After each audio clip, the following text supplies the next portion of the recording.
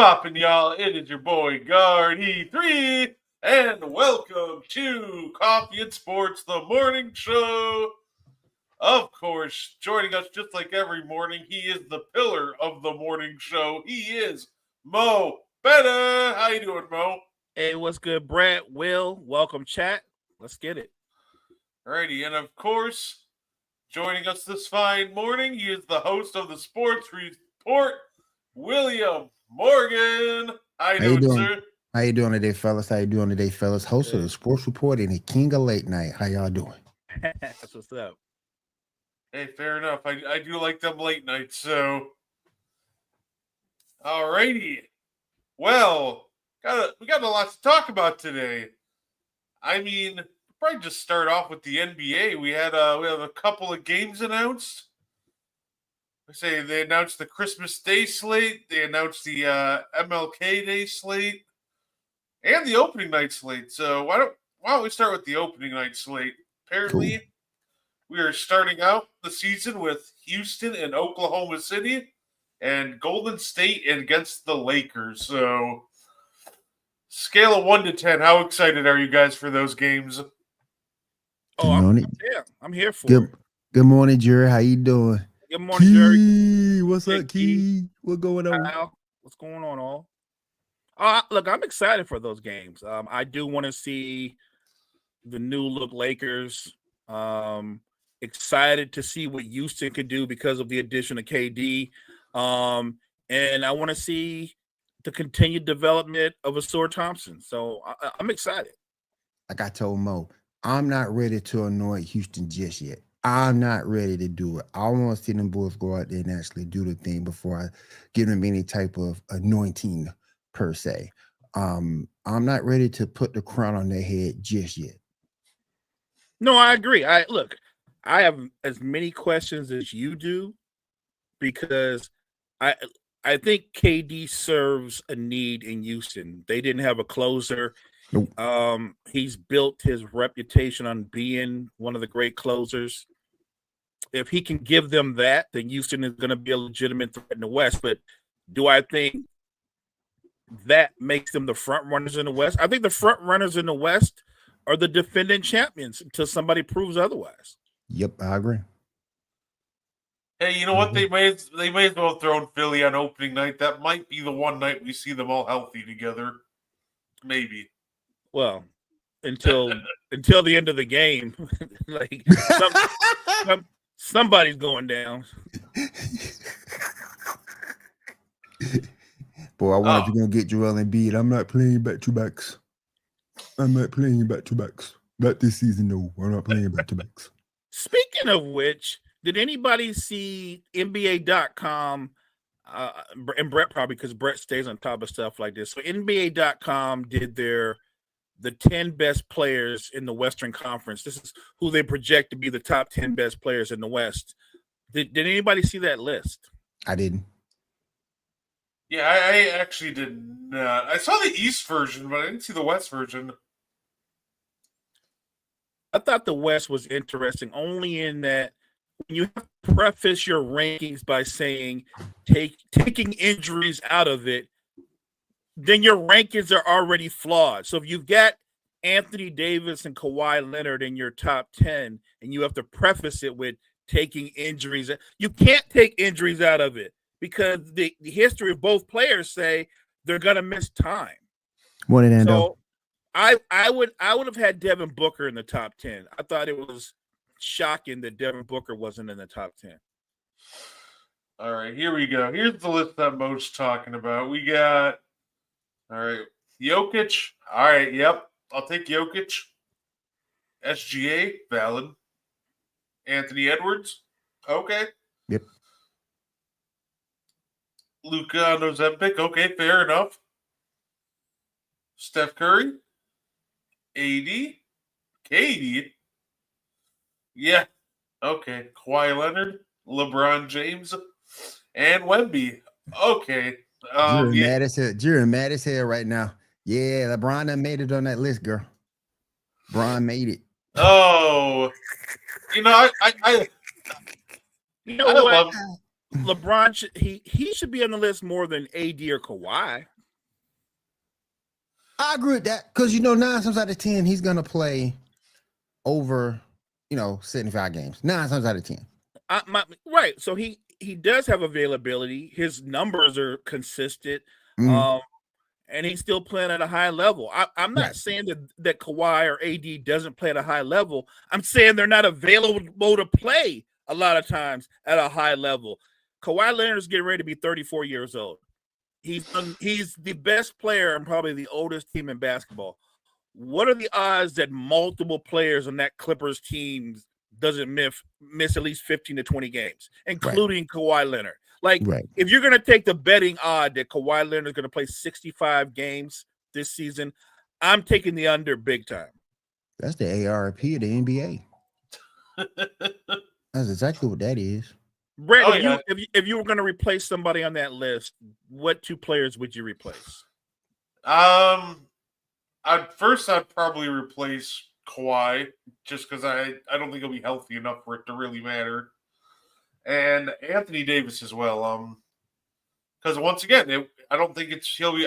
I'm not sure if he'll be healthy enough to really factor into this one. Both very talented players. I think Kawhi is the first one I would replace for sure, and Anthony Davis I'm a little more hesitant, but say either way, I do think that all because that it's a dumpster fire in Phoenix. I think it's kind of a sham that Book isn't on here. Anthony Edwards was on the list. Right. And look, Phoenix had a horrible season last year. But amidst that horrible season, people forget Book played 75 games. Yeah, he did. Averaged 25 points and 7 assists. Like, he was the best thing on that team consistently. It's not his fault that he was surrounded by a bunch of what ifs. Like, to me, I think Devin Booker is definitely a top 10 player in the West. So, did you see what the Bosnian coach he called out Jusuf Nurkic? By the way, Book's starting center for half the year. He talking to reporters, he said that Nurkic is out of shape and can barely run. And I'm like, oh wow, he wasn't that good when he wasn't that good when he was in shape. I was going to say same thing. He wasn't that good when he was in shape. He had that like fine first year in Phoenix, and it's just all downhill after that. Trash ever since. I'll say this: I'll give the Nuggets coaching staff and their trainers a lot of credit. People forget there was a time when the Nuggets had both Joker and Nurkic early on was considered the better player. And they had to make a decision, and that coaching staff was like, no, we got no problems trading Nurkic. Like, they knew something that a lot of people didn't know. Yeah, apparently, what's funny? Apparently, one of the biggest reasons that they picked Jokic was a random analytics guy. He put two player stats together, and it was they were very comparable, and apparently it was Jokic and Larry Bird when they were both young, so using advanced analytics and everything. So apparently some random advanced analytics guy is the reason that Jokic is still in Denver and not Nurkic. Well done, nerd. Look, I think analytics has a lot of value. It's not the end all to be all when you're evaluating players, but it does have value. And if that's the case, that story that Brett just told, 1, that's an amazing story. And 2, you couldn't give that guy enough money for what he did for the Nuggets franchise by making that decision. Because had they gone the wrong way, they would have already been in the lottery a couple of times. Oh yeah, hey, and that's kind of a fun what if too, because then let's see, we'd probably have a Dame Jokic duo earlier back when Nurkic got traded to Portland, right? Because then Portland just turns around and trades for Jokic. How scary would that be? What was the Eastern Conference list? The Eastern, I'll let me pull it up for you. I got it.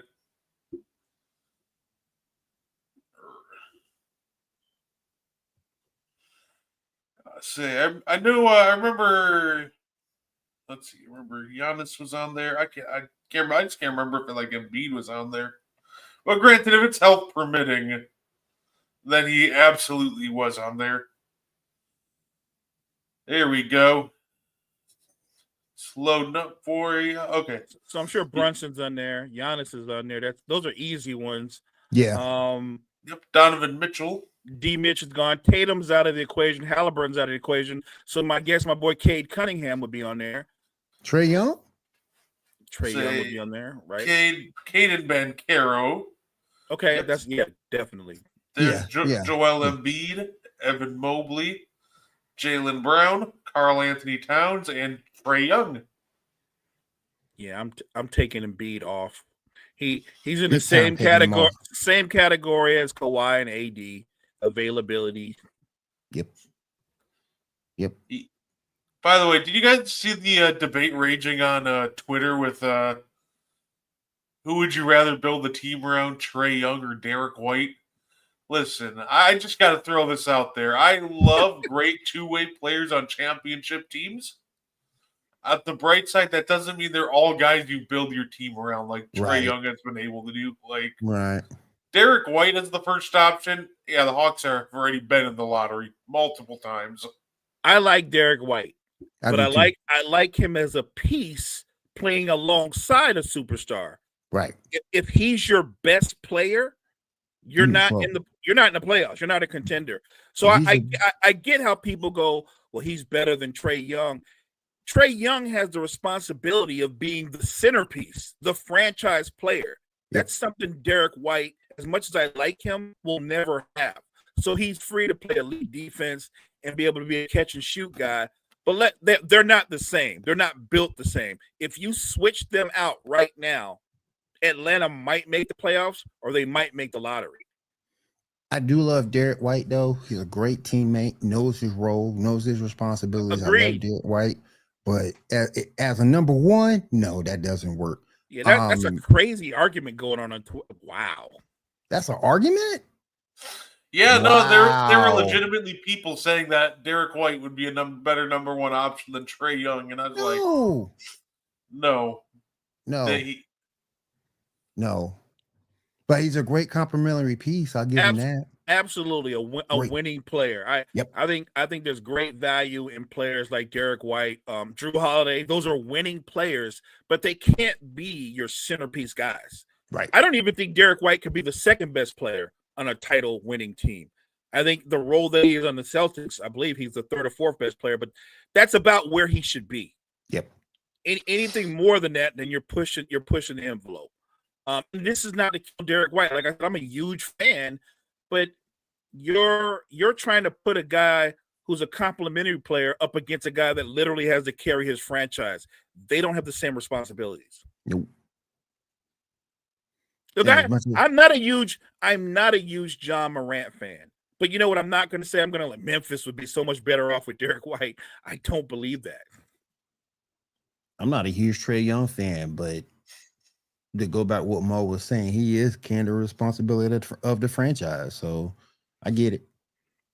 I'd say I think a testament to just how solid, great Trae Young actually has been is, the fact that Atlanta is just always in the playoffs every year still, like regardless, like they've changed that roster a lot, and somehow Trae just keeps at least even taking them to the play-in, and most years he gets them at least to the first round. And there are some of those teams I'm just looking at them like, this team shouldn't be here. Like this team should have, be in Cancun already. But there they are, getting swept by the Celtics in the first round. So there is some value to that. I'll say this about Trae Young, whether you like his playing style or not. If the Hawks give Trae Young one more guy, I'm just talking about one guy that can give you 20 on a given night consistently, they're in the playoffs and they're going to be a scary team. Like I like Jalen Johnson, and hopefully he can come back healthy. And he might be able to be that guy. They have a couple other young pieces on there, but being 100%, this is about basketball. If the Hawks have a second 20-point scorer who can give Trae Young some relief, they're going to be a scary team in the East.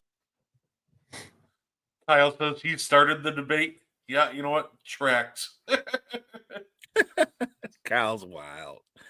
Kyle is wild. Yeah, and obviously, Facts, jury. Facts. Facts.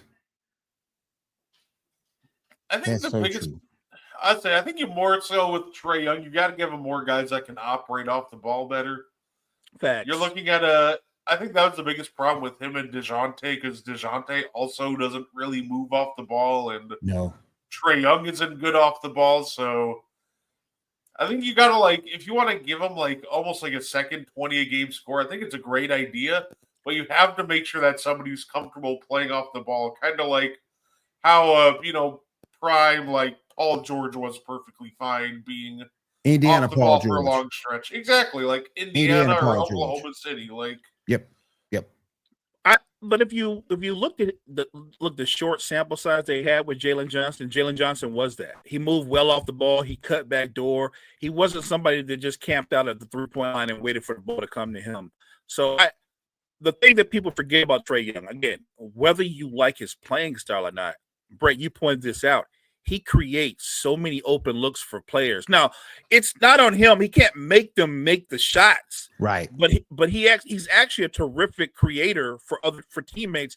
He's just got to get guys that can make teams pay for coming down and trying to clamp down on him. Like, he has his flaws, right? We can all agree he gives you nothing on the other side of the ball. Mm-hmm. And he can be a little bit overly ball dominant. But in this current era of basketball, 5 of your top leading scorers are ball dominant players. But So that's nothing new what's going on. But do we really? How much can Trey Young take accountability for the fact he's really the only player on his own team that can create his own shot? I mean, you have to better roster, and health is something you just can't see, but better roster construction and put guys around him that fits his skill set would be the best way to go for the Hawks. No, I agree. But you know what? I'm glad you brought that up. That argument, you can use that argument with Luka, Yep. And a few other guys that they're ball dominant, but they're ball dominant because only one other guy maybe can create their own shot, right? Consistently. Now in the Lakers, that's different because Austin Reeves can get his own shot, LeBron can get his own shot. But I'm just saying that in the past, that was the struggle. If you're the only guy that can create your own shot, that's added pressure on you to do more for your teammates. Yep. And I think the Hawks initially, Brett, you can point this out or agree or not agree. When they brought in DeJounte Murray, the idea was, well, DeJounte can get his own shot. That's going to help Trey Young out. But the problem was DeJounte, when Trey Young had the ball, he just stand there in the corner. He didn't do anything because he didn't know how to play off the ball. That's the struggle when you play with a ball dominant player. Like, I don't deny Trey Young's talent, but I don't think he's an easy guy to play with. No, a lot of guys like Trey Young who just dominate the ball like that just aren't very easy guys to play with, and that's almost why, like, the Knicks had the right idea, just getting a lot of long and lanky wings that can defend and just play, really well off the ball, and Karl Anthony Towns can play off the ball. So players like that are so tough, but the reward can be very high. So, hey, I agree, Kyle.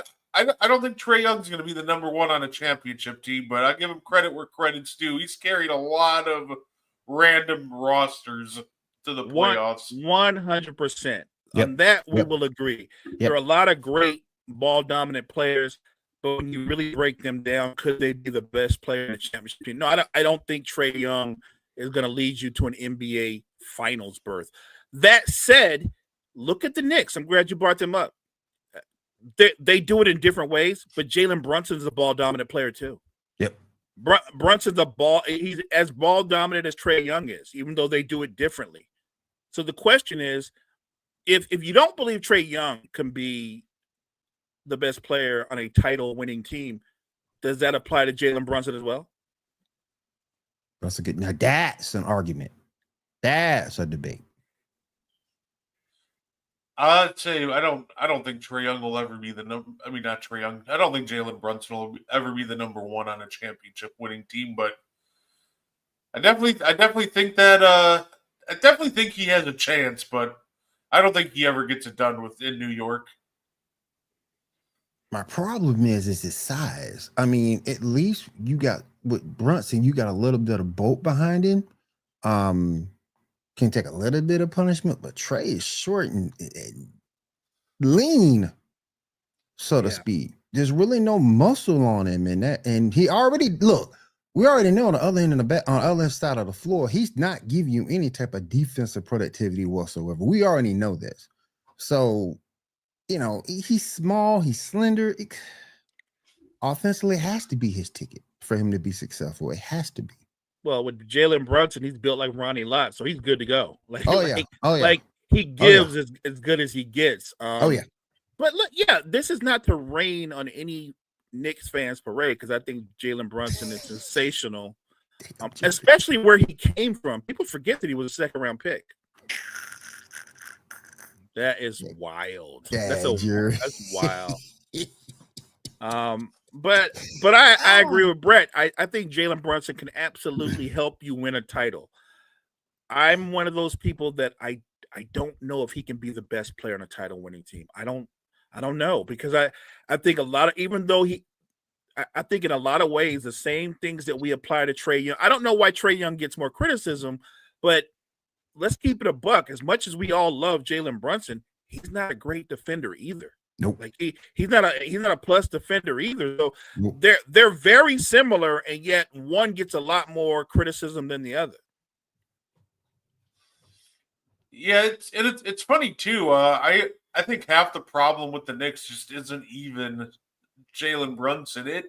I think half the problem is Jalen Brunson defensively. I think that'll always be a issue for him.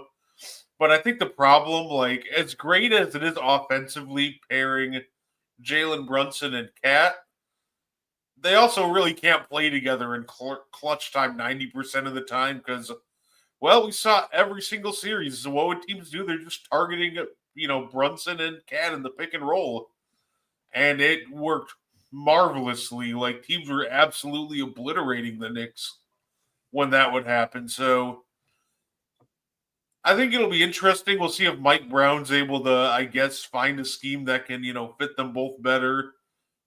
Tibbs couldn't pull that off, but yeah, no, somebody's got to get better in pick and roll coverage between the two. Otherwise, they're just going to be going home probably in the second round this year. Here's the crazy part about that Knicks thing, though, guys. When you fired Tom Thibodeau, I thought you fired Tom Thibodeau with the thought process of we upgraded coach, right? Or, you could go young with a younger coach and go, this guy can relate better to the players or something of that nature. They went with Mike Brown. And I'm a Mike Brown fan, but is Mike Brown a better coach than Tibbs? I would say no. He might, at best, he's as good, but he's certainly not a better coach than Tibbs. So they didn't upgrade. What is Mike Brown? A nicer version of Tibbs? Like, I'm just saying, like, you're still going to have the same roster. And unless you're telling me we're taking the ball out of Jalen Brunson's hands and we're going to do some different things, you're going to run into the same problems. Brett just brought it up. Mike Brown does a lot of things, but he's not known for coaching defense. That's not what he does. And so you bring him in there, they're still going to target Brunson and Cat. That doesn't change. So I'm trying to figure out where Mike Brown overall is going to be an upgrade. I think two reasons. The first point is what Keith said. He's not running his players into the ground. That's the first thing. He'll come up with an established rotation, I think. And number two, you bring up a good point about him because he's never been a good defensive coach. Go back and look at his earlier stops. He's never been a great defensive coach. They may be looking for an upgrade on the offensive side of the basketball, and with his how-to on help bringing up guards, I think that might be best for Brunson, so to speak. But yeah, defensively, this team is going to look completely different than they did last year. Completely different. They weren't good defensively last year, which is weird because Tibbs is known as a defensive coach. And if you've got OG and you've got Bridges, who are supposed to be elite wing defenders, you would think, along with a guy like Josh Hart, that they would be really good on the perimeter, but they weren't that good on the perimeter. So I don't know. Like I said, I know Mike Brown. He's better on offense. Go look at his last stop in Sacramento. They were fun to watch, Oh yeah. but they But were winning. fun, but they were fun to watch because the other team scored 120 a night too, because they're not going to stop anybody. Yep. So I think the Knicks are going to be entertaining. But if you're telling me they're going to go on a deeper playoff run than they did last year, I don't know that. I don't know that. I don't see that. I think if what they did well in the offseason was they did add some depth. They went out and they added some much needed depth. But if you're telling me they're going to go on a deeper run because Boston is not a title contender, because Indiana's not in their way anymore, I think that just means now Orlando's in their way. Now Detroit's in their way. And those are young, hungry, talented teams. And see, you went to the Eastern Conference Finals last year. That's gonna be expectations, because now the Knicks fan base are gonna expect either that or better. And I don't know if the Knicks can meet that. Yes, you did sign Jordan Clarkson. That's a good pickup. Great. But I don't know if they meet even last year's standard of the Eastern Conference Final. I don't think they do. Well, that's a great point. And you know how New York is. I'm talking about the city of New York and the fan base. If they don't make it to the Eastern Conference Finals, Mike Brown's the worst coach in the NBA. Yep. Off rip. Right. Off rip. Off the rip, they're gonna be like, we should have never. They will flip it so quick and go, we miss Tibbs. We need Tibbs back. Why did we ever let go of Tibbs? Yep. So you'll have Stephen A on ESPN doing his Kwame rant, except on Mike Brown calling him a certified bum. This dude can't coach. I do like it's funny, and I do it's interesting because I know that Mike Brown ran a lot of like different motion offense, and that's what he kind of likes to do. I think it'll be interesting because I know a lot of people are like, well, he can just run the same stuff he did in Sacramento. No, you can't. But you don't have Sabonis. Unless you're bringing Sabonis with you, you can't. You can't. Like, you can't just put Cat on the elbow and run him like Sabonis, because those are two completely different skill sets. So that's not Cat's game. If you try to force it on him, like, I think that's what he's going to do, Brett, right? So Cat will start averaging like 5 assists, but he's also going to average like 5 or 6 turnovers. Like, that's not in his comfort zone. You can't. I don't think you can run that, and you definitely can't run the motion offense with Mitchell Robinson on the floor. Nope. Yeah, no, that's what I was going to say. It's like, I think Cat can get you to like 5 assists, and it's just all right. Just don't look at the turnovers, but he has 5 assists. That's really good. Say that. Can Jaylen Brown lead a Tatumless team to a playoff berth? Nope. I mean, yeah, I think so. I'm actually playoff berth. I thought he said championship berth. My bad. Yeah, he can. I think Jaylen Brown, can. Derek White, a couple of the additions that they made. I do think. Look, basketball isn't just about ability; it's about chemistry. It's about playing style. One of the least athletic teams in history, the Utah Jazz, routinely were in the playoffs, and they were not. They were not star-studded at all. I think you put a healthy Jaylen Brown with the rest of that roster, I think they're going to be in the playoffs. Don't do that to Byron Russell. That man was talented as hell. I'm just kidding. Oh, I thought you were talking about like the 2020 Utah Jazz teams that kept making the playoffs with like Bojan Bogdanovic and Derek Favors in the rotation. I remember them. Blast of the past, boy. I remember them. Don't forget Greg Ostertag. Shit! Shout out to the living legend Greg Ostertag. Greg Ostertag. But I think Boston would be fine, going to the playoffs. But a championship, I think, is out of question. But getting to the playoffs, they can do that. And I think they're playing with house money, right, Will? Because they're coming into this season, and the expectation isn't finals, right? Nobody's going. The Celtics are probably going to be in the Eastern Conference Finals. Yep. I think this is going to be a really fun season for Coach Mazzulla. A fun season for Jaylen Brown. I think Jaylen Brown's going to play with a freedom that he probably hasn't played with. I think he's going to have a big season individually. Watch Boston overachieve and let them upset somebody that they shouldn't upset. Like, don't sleep on the Celtics. I think they are a playoff team, and I think they're that playoff team you don't want to see in the first round. If they manage to upset somebody like Cleveland or Orlando, yeah, they can definitely cause some noise. And shout out to them for signing Joe Mazzulla to that extension too. Yeah. Shout out to them for doing that. That's Well huge. done. You need that stability. You need that stability on a team who's lost as much as they have. No, absolutely. So I want to ask a little NFL questions. Obviously, we just had week 1 in preseason. Is there any players or teams that surprised you or disappointed you? Because I know I get the boat rolling on this one. I know one of the most disappointing teams from this weekend were my Packers. That was hard to watch, but No, you don't get to talk disappointment. You don't get. I get to talk disappointment. You don't get to talk disappointment. I get to talk disappointment. Doggone it. That's me all day, every day. Your Packers are looking like world beaters compared to what my Saints look like. But yeah, the Saints were a disappointment. My shot was the play of Trey Lance. I'm happy to see that brother do well. I know it's preseason, so I'm not going to put too much stock into it. But I was kind of happy to see him play well because I thought he was dealt a bad hand. Yeah, you got picked in the draft to the 49ers. Couldn't beat out Brock Purdy. They traded you to Dallas. Couldn't beat out Dak, of course. So I'm just saying, man.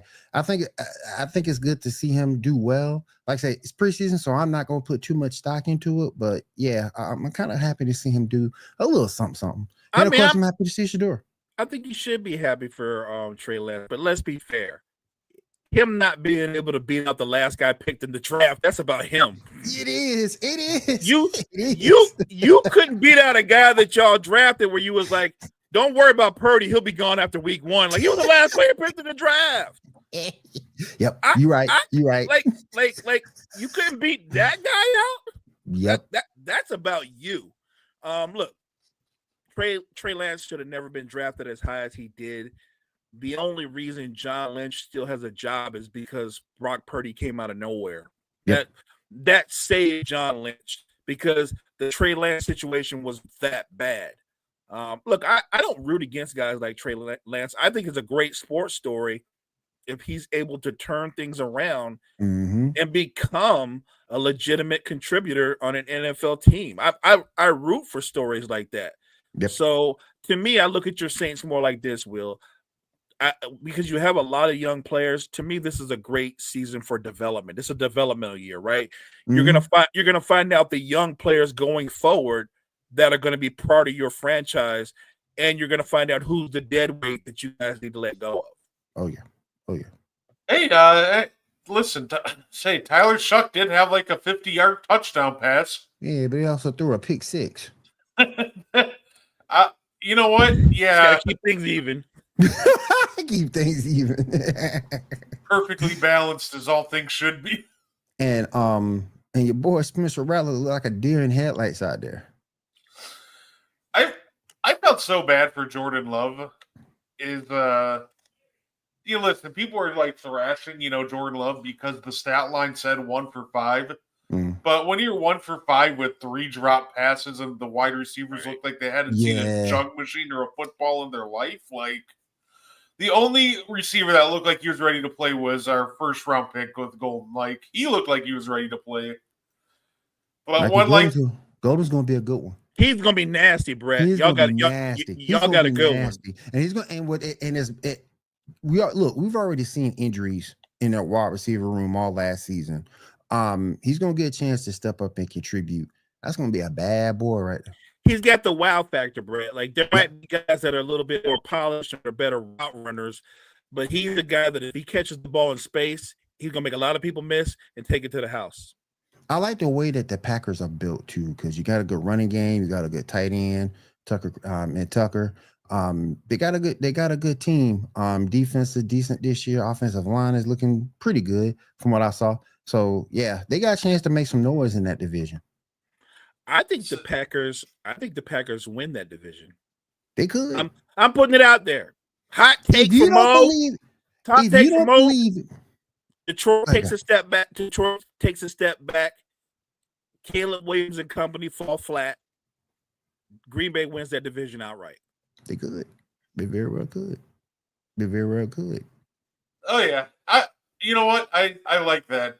At the end of the day, I think I'm not going to overreact to week 1 of preseason, considering half the starters weren't playing. We did get obviously the reps with the first team offense that we just couldn't catch a pass, but the Packers do this every year. Obviously, like a couple of years ago, we started out the season getting thrashed like 38-3 to Will Saints, and we always seem to in either week 1 or 2 every year just get slaughtered, and then we that's like the wake up call we need. So maybe the Packers just got the wake up call that they needed early.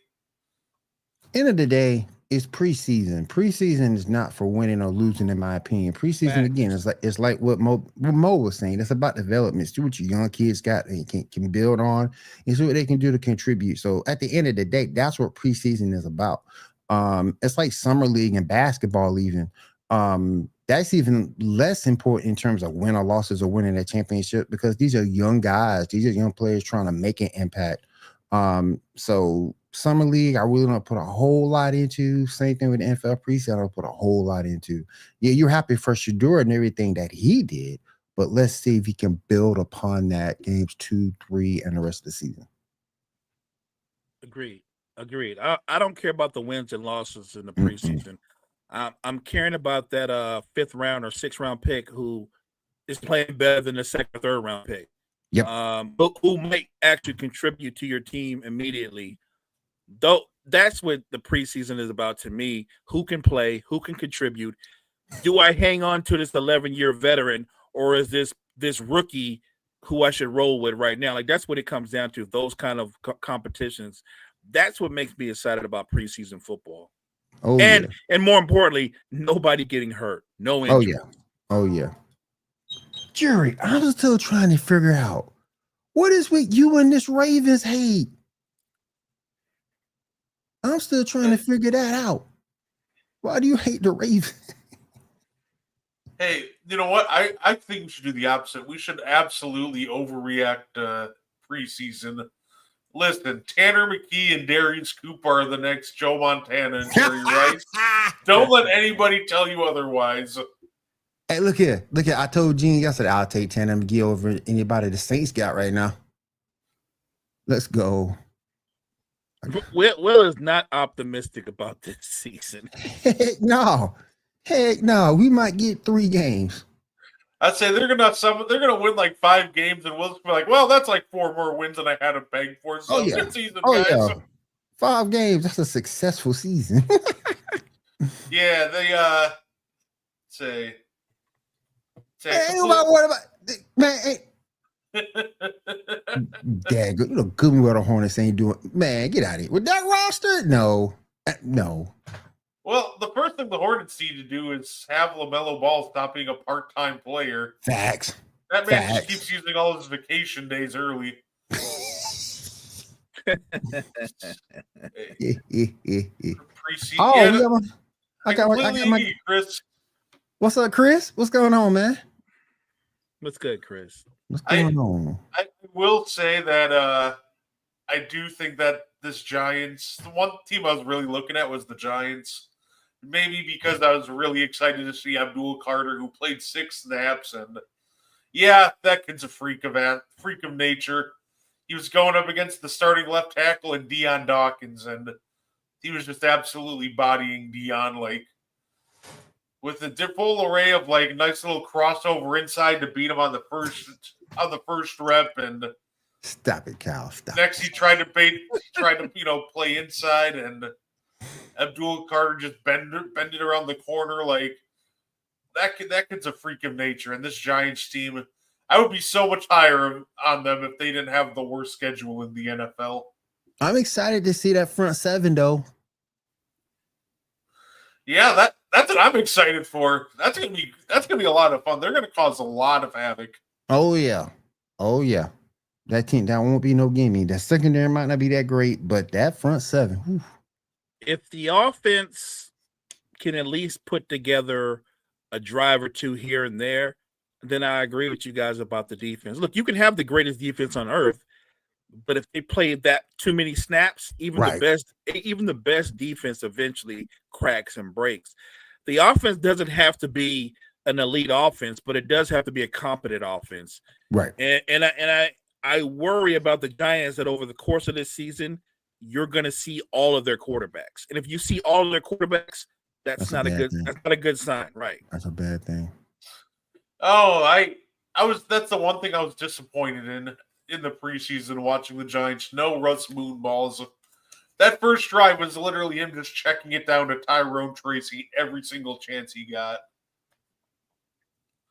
Reverend Jameis will be doing a lot of preaching with that schedule. Yeah.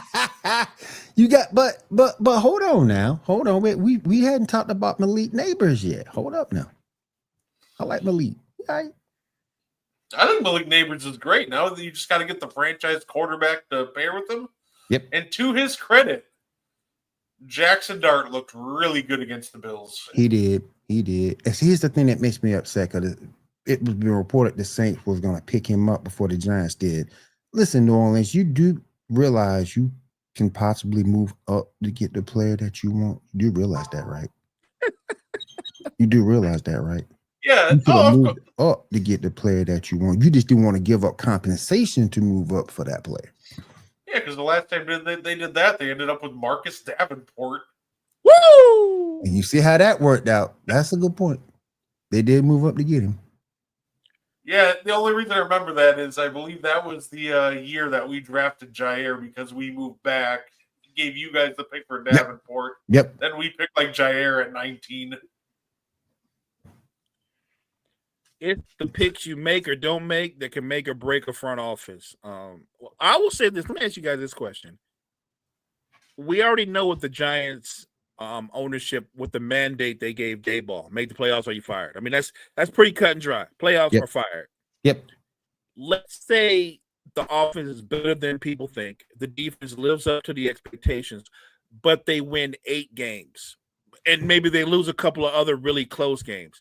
Do you think Daboll gets a reprieve, or they go by the mandate and he's still fired? I think with this schedule, if Daboll wins 8 games, they should probably just build a statue of him outside the stadium, and that's not anything against the Giants, roster. I think the Giants roster is actually improving, but this is just such a brutal schedule. So I genuinely think if this team wins 8 or 9 games in the first year post Daniel Jones, I would give him another year. I'd maybe give him another 2 years just to see what happens. Because you can make an argument he overcoached with that schedule. You can make the argument he overcoached with that schedule. Yeah, I would give him another year on that. And got Daniel Jones to a playoff game. I'll give him some credit. That must have been mission impossible to do. I'm still mad at Daniel Jones for messing up that touchdown run. The funny part is they won the playoff game too. That team somehow made it to the second round of the playoffs. Yep. That was crazy. That was just crazy. Their whole season is going to come down to their offensive line play. Yep. If the offensive line is a cohesive, solid unit, I think the Giants' offense can be a comparable offense. The only question is, are you going to get good Russ, or are you going to get erratic Russ, which means you're going to get Jameis, which that starts off erratic. That's going to be erratic. Right. Jameis going to throw for 350, 3 touchdowns. He's also going to throw for 3 pick sixes. So do you want to ride that roller coaster, or at some point do you hand the reins over to Jackson Dart? Remember, this is a dude, 30 touchdowns, 30 INTs in one season. Let's not forget that. Look, nobody will ever say that Jameis Winston isn't incredibly talented, but when it comes to looking a receiver down and reading defense, that's not one of his gifts. Those aren't his gifts. Plus another thing. Go ahead. But I'm about to say another thing that's concerning to me. I'm not a big Tyrone Tracy fan, so I sort of kind of question the Giants' running game. But we'll see what they can do. Like I said, a lot of it is contingent on the offensive line. Yeah, if they can get good offensive line play, then I think they're going to be in position to win some games that you wouldn't expect them to win. Jury, the man had LASIK. Yeah. So he had LASIK, Jury. Mine is a hippo. Hungry hippo.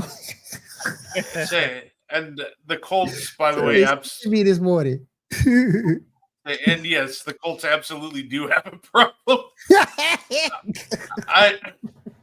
I'm tired. You know what's funny? I'm tired of like the narrative that Jury say he still can't see. He need a refund. Dang, Jury. He need a refund. Oh my goodness.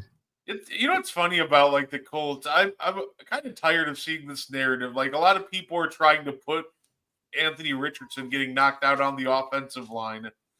And that's funny to me because there are some people saying, well, the offensive line should have seen that and picked it up. And I think a lot of people miss the part of the job of being a quarterback is reading the coverage and pressure and rolling the protection. Mm-hmm. Anthony Richardson had to know, like, they had three guys on the weak side of the line. Like, you either have to move the protection or you just got to get it out hot. Like, that's got to be an immediate, quick check down to the running back or tight end. Both of them went nobody within 5 yards of them. So, but he made the wrong read, and not only did he not get it out quick, he dropped back and held that ball, knowing that there was going to be a free rusher in his face, and he just kind of got himself killed. So, and then Daniel Jones, that was bad. I'm sorry.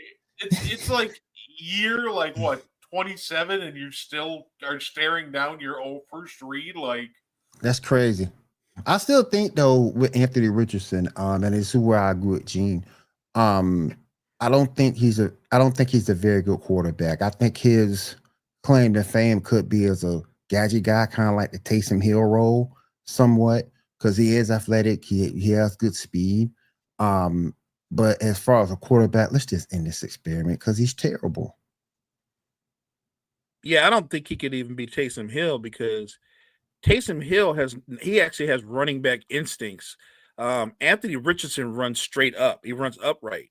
If that's your running style, you're not going to last at all. He is a bullseye for any defender once he takes off because he has straight line speed, but he can't make anybody miss. He got no wiggle in his body. Yeah. So I if he's not going to be a quarterback, he's not going to be a gadget guy. If he's not going to be a quarterback, he'll probably be a really good sports agent. And he got that $33 million guaranteed. Mo, you wouldn't even put him on special teams, Mo. Why waste a roster spot? I was gonna say I'm not even sure what he would do on special teams. Oh man, get cardio, run him down. Mostly he just out the league. I'm trying to get a man a chance to do something. He just out the league. Oh my goodness. Like there you go. Give me your designated Hail Mary quarterback. But you know what though? I blame the Colts on this because you knew when you drafted him he was a project. You knew that off the rip. And it's a project that's not working out. And when you take when you take somebody that high, it has to be a sure thing. It has to be a sure bet. You can't take a pick that high and for it to not work out. You can't. And that was their mistake. And now they're paying for it. So they saw that guy in the combines and he wowed them. He's the combine baby, right? Yep. With and everything that he did at the combines just blew the doors off a lot of people. Look, he is a physical freak, but that doesn't mean it translates into you being a good quarterback. It doesn't. Right. And the Colts just they could have made a safe pick and they went for the wow factor. And when you miss like this, those are the kind of whiffs that cost your franchise 5, 6, 7 years. Like they're that epic effect, and it's a trickle down effect. I think they have one of the best running backs in football, and Jonathan Taylor. But if there's no threat of the pass, when you play the Colts, what do? You play 8, 9 men in the block, and Jonathan Taylor takes a beating every game because nobody fears the pass. And this is why Jonathan Taylor ends up being hurt throughout the season. every year he misses 2-3 games due to injury. If the pass game was a little bit better, maybe he'll be fresher. I mean, a little bit better. I just need the pass game to like exist first, and like Right. It's not like they don't have receivers, and that's the thing that They kills do. me. They You got do. you got Pittman Jr. there, you got Downs there. They got good receivers. they at this point they might as well throw a jug machine out there and Mhm. it would have the same desired impact. Like if Exactly. you need somebody to lob a ball to the other team's safety, like I'm sure that can do it for you for cheaper. Yep. Yeah, that's the problem with like drafting on pure like potential. I think a lot of people sometimes miss in the draft that like you still need production on the court, and you can't just draft somebody based on what they could be. That's how you end up with like Anthony Richardson going for. Say that's how you, for lack of a better example, that's how you end up with guys like Patrick Williams going at number 4 in the draft. It Like wouldn't get me started on Patrick Williams. say like you just can't project guys to do something that they have never done. Don't All even get me because started. the funny part is they'll be like, well, you see Josh Allen and Cam Newton, and I'm like, it's just kind of like, well, like one, yeah, those guys are just absolutely like developmental outliers. You can't draft a guy because Josh Allen just happened to develop one way. Like, Right. I just think when you look at a guy like Richardson, and you know project players can't be first, second round, fourth, fifth. Okay, take a chance. But your picks 1 and 2, no, you got to have sure things. You know what? But if you really look at it upon further review, Mhm. Shador was taken in the 5th round. I feel safe in saying Shador is better than Anthony Richardson right Oh now. yeah, today. yeah, I'm like, there too. Like not I'm even there close, too. just better. I'm there too. And he was taken 5th round. You know what I But mean? he Like should. I But don't he know if should I have would been a take 5th round Anthony. pick. Yeah, facts, but I don't know if I would even take Anthony Richardson in the 5th round. Man, don't even, man, Kyle, stop it, just stop it, Kyle, just stop it. Patrick Williams is terrible, but for some reason, You guys drafted him going 20 and 10. He gonna be 20 and 10. They drafted Patrick Williams like he was gonna be the next Dirk. He gonna be Dirk. no, he ain't. I saw the player comps like on draft. They're like, oh, they think he could be the next Kawhi Leonard. I'm like, Man, who's gonna be Kawhi Leonard? what made you? What made them see that? And see, that's a perfect example right there. My Chicago Bulls. You can't miss on these draft picks in the first round, man. You guys thought you was gonna draft the franchise player, and y'all drafted Giannis's brother. The Bulls drafted Thanasis. and then go and look at this year's draft. Derek Queen was right there for the taking, right there. And what did you do? Go overseas to an unproven player who needs to gain weight, who needs to gain muscle. Look, he's not gonna be Giannis, y'all. He's not gonna be Giannis. Come on now. You can't miss on these lottery picks. You draft some dude that you might have to store away for a couple of years. Yep. Hey, you know what? Yeah, listen, the Bulls are going to be living vicariously through Montez Buzelis hoops for the next couple of years, and that could be fun. They can have some fun flashes. Say, you know what? Just think though, if there's any player you don't want, you can probably find a way to trade him to the Kings. They seem to like taking your old players. Facts. That's true. That's true. Say Patrick Williams for DeMar DeRozan swap. Who says no? We don't want DeMar back. No. You had to get off DeMar. You have to get off DeMar. You had to. Look, I think DeMar's had a really good career. I'm not going to kill DeMar. I think DeMar's been a guy that because of his skill set, he's better off as your second or third option. Right. But I don't think he's been even in his prime. Even when he was in Toronto, I knew DeMar DeRozan couldn't be the best player on a title contender. Right. When people were talking about, well, look at that team that the Cavaliers played with the Raptors and they beat DeRozan and Lowry. No knock against Kyle Lowry or DeMar DeRozan. Those aren't two names that strike fear into the NBA world. Like, they're really good players, but if those are your two best players, you're not title contenders. You're playoff contenders. Big difference. Right. Oh yeah, no, I can't even blame them though, because being in the East at that time almost felt like being like in the East in the 90s. Like, you think you're making it out of the East, then you realize, Michael Jordan and the Bulls are right there. In the 2010s, you think you're making it out of the East, then you realize, oh, never mind, LeBron's not on my team, so I'm not making it out of the East.